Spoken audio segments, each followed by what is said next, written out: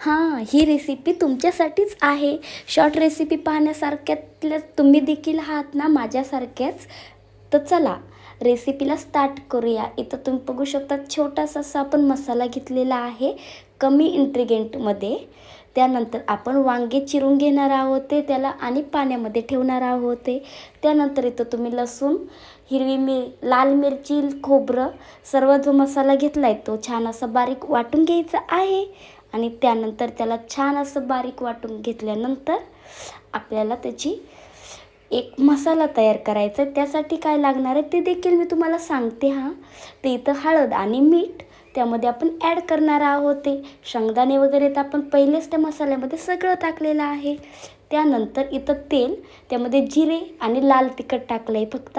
आणि हे वांगी जशीची तशी आपल्याला पूर्ण त्या मसाल्यामध्ये तेलात टाकून द्यायचे आहेत. आणि हो, एक गोष्ट करायला विसरायची नाही हां. मसाला असा भरायचा पॅक एकदम गच्च वांग्यामध्ये की तो निघला नाही पाहिजे. आणि वांगी फिरवताना एकदम अलगद फिरवा जेणेकरून तुमचा मसाला बाहेर नाही जाणार. आणि त्यानंतर 10 मिनटं ते 15 मिनटासाठी मंद आचेवरती शिजून द्या. पहा कसं होतंय. तुम्हाला मसाला वांग किती जास्त आवडेल. बघू शकता तुम्ही इथं देखील.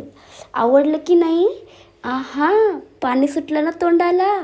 तर लवकर लवकर बनवा आणि खा. चॅनेलला सबस्क्राईब देखील लवकर लवकर करा. चला बाय.